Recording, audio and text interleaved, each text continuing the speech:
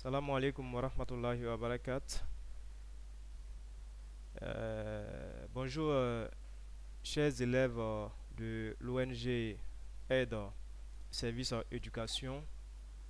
Nous sommes ce matin, lundi 8 juin 2020, pour la première séance de notre cours de géographie.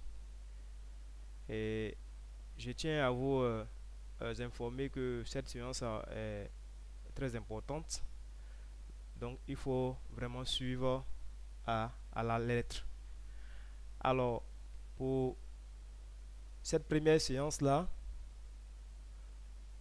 nous allons entamer la suite de la leçon 3, la suite plutôt du thème 3, relativement à la leçon 2, aménagement du territoire ivoirien. Alors, pour mieux comprendre les articulations de cette leçon-là, nous allons suivre le déroulé qui s'ensuit, notamment le plan du cours. Nous aurons une introduction, une première partie relativement à l'aménagement du territoire et de ses grandes phases. Et cette rubrique-là est composée de deux articulations, notamment nous allons définir d'abord qu'est-ce que c'est que l'aménagement du territoire. Ensuite, nous allons allègrement aborder les grandes phases de cette politique-là de 1960 à 1985. Ensuite, nous allons entamer le deuxième élément de notre cours. Le deuxième élément, c'est les institutions de l'aménagement et les actions. Alors, pour ce qui est de ce volet, nous avons un premier point de ce volet-là, les institutions étatiques. Ensuite, les institutions, les bailleurs de fonds plutôt. Et troisième élément, nous allons faire ressortir quelques actions. Alors, pour la poursuite de notre cours, nous allons faire l'effort d'aborder un troisième élément de notre cours relativement à l'impôt et les limites de l'aménagement du territoire. Et de façon efficiente, nous allons entamer pour finir cette leçon avec une conclusion. Alors, il est important, comme nous le savions toujours, de commencer une leçon par une situation d'apprentissage. Donc, je vous invite à suivre cette situation d'apprentissage pour vous imprégner du cours que nous allons faire ce matin. Alors, situation d'apprentissage.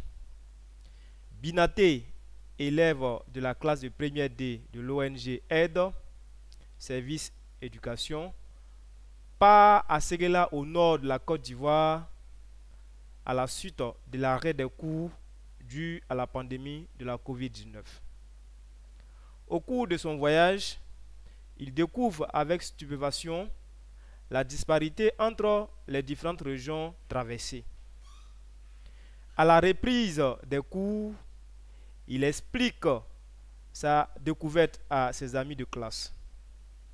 Ensemble, ils décident de faire des recherches sur la politique d'aménagement du territoire mis en place, d'analyser leur impact sur le développement du pays et apprécier le rôle joué par l'impôt dans cette politique. Alors, vous comprenez aisément que le thème abordé, c'est le thème 3, qui est l'administration et l'aménagement du territoire. Et la leçon que nous allons commencer aujourd'hui n'est rien d'autre que la leçon 2, l'aménagement du territoire ivoirien. Alors, comme je vous disais que cette leçon est très importante pour vos connaissances de cette année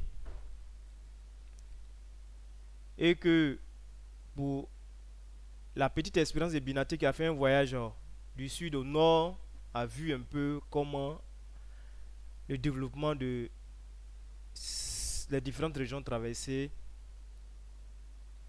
est différent. Alors, à guise d'introduction, dans l'optique de réduire les disparités régionales, l'État de Côte d'Ivoire applique des politiques d'aménagement du territoire au lendemain de son indépendance en 1960. Pendant plus de 3 décennies, les politiques de développement sont expérimentées pour assurer le plein épanouissement des différentes régions du pays.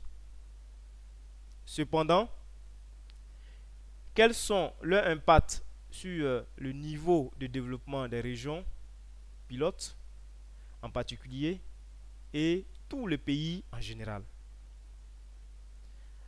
Alors pour comprendre les différentes articulations de ce cours-là, nous allons nous projeter directement au grand 1 qui est la première rubrique que nous allons voir ce matin qui s'intitule l'aménagement du territoire et ses grandes phases. Alors, donc il est important de définir les mots-clés des leçons que nous abordons chaque jour. C'est pourquoi nous allons ensemble noter 1.1 définition.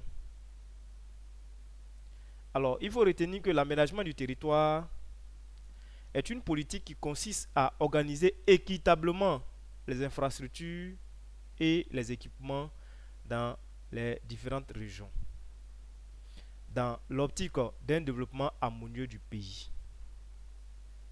Ceci consiste à lutter contre les disparités existantes entre les régions de forêt et celles de savane d'une part, entre le sud-est et l'ouest d'autre part. Pour mieux comprendre cette définition, je vais revenir sur son contenu. Alors, j'ai dit que l'aménagement du territoire est une politique qui consiste à organiser équitablement les infrastructures et les équipements dans les régions dans l'optique d'un développement harmonieux du pays. Ceci consiste à lutter contre les disparités existantes entre les régions de savane et celles de forêt d'une part, entre le sud-est et l'ouest d'autre part. Alors,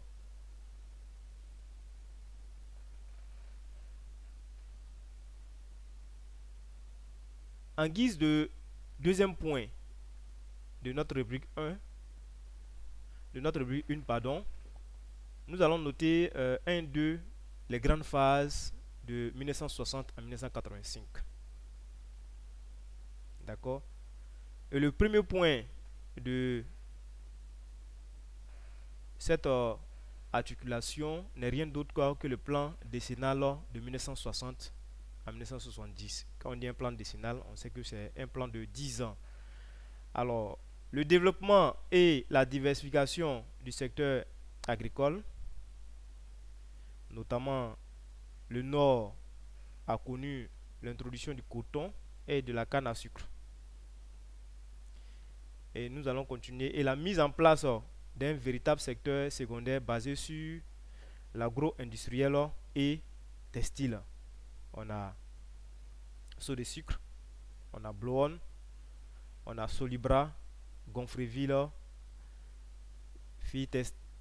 Fitissac plutôt et Seau de Palme. Alors, que retenir de cette première articulation là? Il faut savoir que de 1960 à 1970, l'État va mettre en œuvre une politique de diversification du secteur agricole. Qu'attendez-vous par une politique de diversification? Nous savions, lorsque notre pays sortait de la colonisation, les colons à l'époque ont fait un point d'honneur sur la culture de rente, notamment le café et le cacao.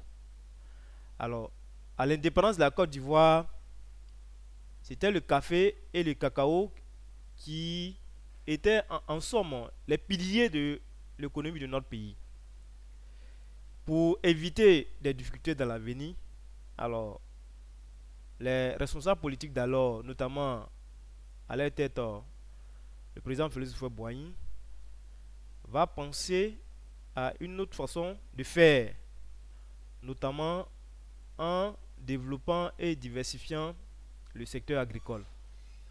C'est pourquoi le pays, au niveau des zones de savane, va connaître l'introduction du coton, notamment au nord, et l'introduction de la canne à sucre au nord aussi.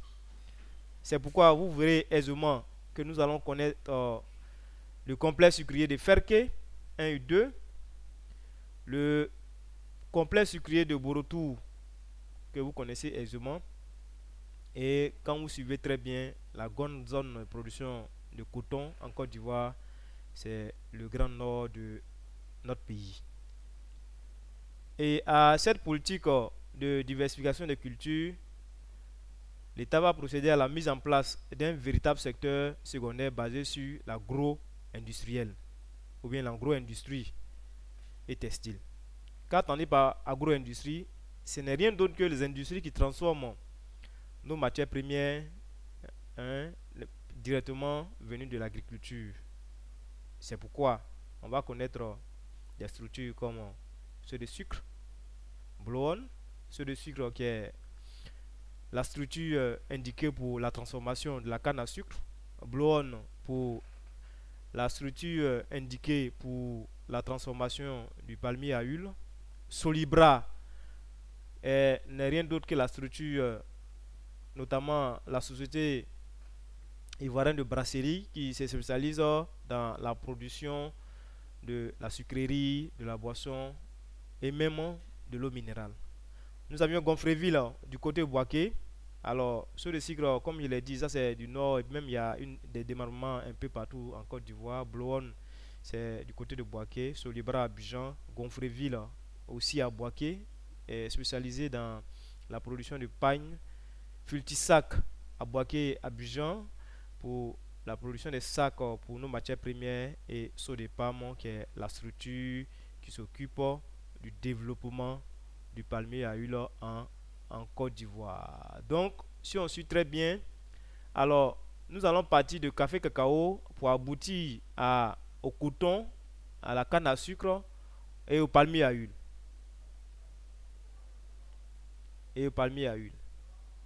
Et cette politique-là a considérablement aidé la Côte d'Ivoire à un développement, je pourrais dire, spatio-temporel des cultures de notre pays.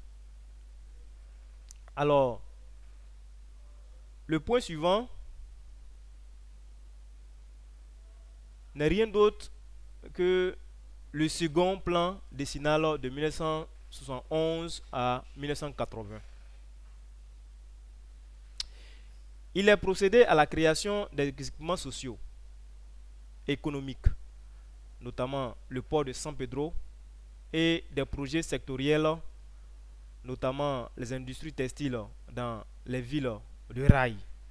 Et quand nous parlons des villes de rail, nous sommes sans ignorer que c'est les villes qui sont traversées par le chemin de fer en Côte d'Ivoire, notamment le chemin de fer qu'on appelait à l'époque le régime Abidjan-Niger, qui relie, dont le projet était de commencer en Côte d'Ivoire et d'avoir son aboutissement au Niger. Mais malheureusement, je crois bien que ce projet-là s'est limité dans le pays, au Burkina Faso. Alors, donc, les villes de rail, notamment, nous avons Uniwas. Nous savons très bien que Uniwas c'est Abidjan. Utestil du côté de, je crois, Beauville. Côte d'Ivoire, Utestil, je vais revenir sur cette information. Côte d'Ivoire, Gonfreville du côté de Boaké. Côte d'Ivoire, ça doit du côté de choses à Beauville, Utestil, Democro. Et puis, nous avons l'hydraulique villageoise. Alors, ces projets sont confiés aux autorités de l'aménagement de la vallée du Bandama, AVB, ça c'est au centre de la Côte d'Ivoire, et de l'aménagement des régions du sud-ouest qu'on appelait ARSO. Alors, l'aménagement de la vallée du Bandama, c'est AVB, et l'aménagement des régions du sud-ouest, c'est ARSO. Alors, AVB avait pour mission ou abouti à la création du barrage de Kossou. ARSO a abouti à la création du port de San Pedro, des barrages de Soubré et de Bio. Alors, comme on l'a vu tantôt, dans le premier élément, c'est-à-dire le premier plan décennal, c'était relativement à la diversification des cultures. Et pour celui qui suit, on va pousser un peu plus en avant en mettant l'accent sur l'industrialisation du pays. L'industrialisation du pays qui a commencé d'abord par l'industrialisation des villes de rail, avec la mise en place des unités industrielles dans ces zones, et pour aboutir à la création des autorités, notamment l'autorité de l'aménagement de la vallée du Bandama qu'on appelait AVB, qui a été créée exactement en 1969 pour le développement des zones de bas-fond, d'abord, du centre. Et c'est ce qui explique un peu la création de plusieurs zones de bas-fond dans le centre de la Côte d'Ivoire. Et son projet phare à l'époque n'est rien d'autre que la construction du barrage de Kossou. D'accord? Et pour ces raisons-là, il y a des populations qui ont été déplacées des régions du centre pour se retrouver au sud-ouest. D'accord? Et un deuxième projet, ou bien une deuxième autorité va accompagner ce projet-là, qui est l'ARSO, créé aussi en 1969, excusez-moi. Je reviens pour dire que c'est créé en 1969 et ce projet aura pour aboutissement la création du port de San Pedro, les barrages de Soubré et de Bio. Voilà succinctement, chers élèves, ce matin, les quelques points de notre leçon 2 que je souhaitais aborder avec vous.